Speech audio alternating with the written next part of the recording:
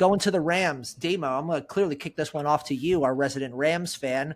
Really absolutely hit home runs with your late round picks last year. What is your first round pick this year?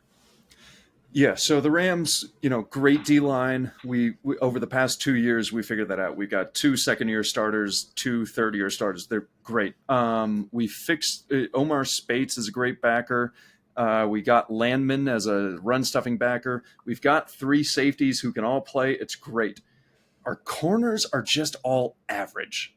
Okay. Like we have starting corners, but they're all just kind of whatever. We need another difference maker on this defense, and I think Maxwell Hairston is the guy who's going to get turnovers and will eventually turn into that number one guy that we just kind of stick on the number one receiver. Right now, we don't have anyone with his speed on the team or his turnover ability.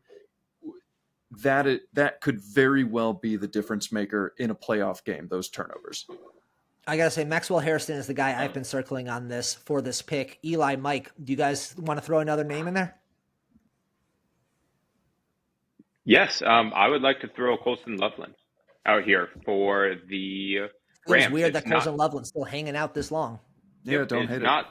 It is not the biggest need, but you kind of look at what the Raiders did last year, picking Brock and what it did to transform their offense when they already had Michael Mayer.